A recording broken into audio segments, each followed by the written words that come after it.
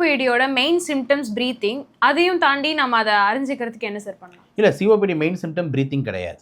ஓகேங்களா? சிஓபிடியோட மெயின் அறிகுறி வந்து இரும்பல் சளி, இதுதான் மெயின் முக்கியம். சிஓபிடி இரும்பல் சளி வந்து பார்த்தீங்கன்னா எவ்வளோ நாளைக்கு போகும் அப்படின்னு பார்த்தீங்கன்னா, தொடர்ந்து 3-4 மாதம் தொடர்ந்து இரும்பல் சளி வந்துக்கிட்டே இருக்கும் ஃபார் கன்சிக்யூட்டிவ் 3-4 வருஷத்துக்கு. புரியுதுங்க நான் சொல்கிறது? இப்போ நான் வந்து 2025 ஆரம்பிக்குது எனக்கு அப்படின்னா, செப்டம்பர் மாதம், அக்டோபர் மாதம், நவம்பர் மாதம், டிசம்பர் மாதம்னு இந்த 4 மாதம் இரும்பி சளியை துப்பிகிட்டே இருப்பேன். சரியே ஆகாது. திருப்பி அடுத்த வருஷமும் திருப்பி 4-5 மாதம் துப்பி. ஸோ எல்லா வருஷமும் ஒரு 4-5 மாதம் இரும்பல் சளி இல்லாமல் அந்த பேஷண்ட் இருக்கவே மாட்டான். இதுதான் சிஓபிடியோட முக்கியமான ஒரு சிம்டம். ரெண்டாவது நீங்கள் சொல்கிற மாதிரி ஒரு ப்ரீத்திங் டிஃபிகல்ட்டி, அது வந்து எடுத்த உடனே அதிகமாக வராது, ஸ்டெப்பாக போகும். இப்போ எக்ஸாம்பிள், சார் முன்னாடிலாம் 4 மாடி ஏறிக்கிட்டு இருந்தேன், இப்போ 2 மாடி ஏறினா மூச்சு வாங்குது.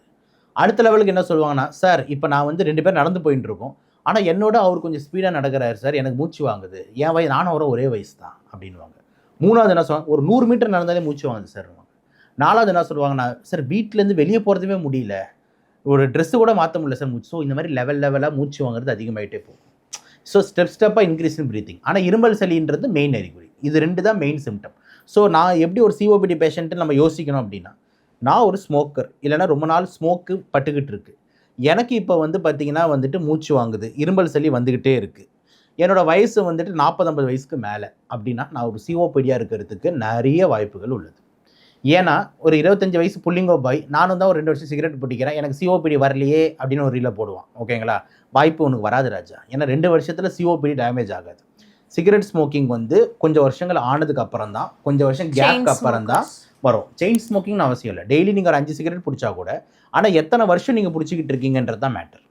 இப்போ எக்ஸாம்பிள், ஒருத்தர் செயின் ஸ்மோக்கர் ஒரு நாளைக்கு 100 சிகரெட் பிடிக்கிறான், ஒரு 2-3 நாள் பிடிச்சிட்டு அதுக்கப்புறம் பிடிக்கிறதே இல்லை.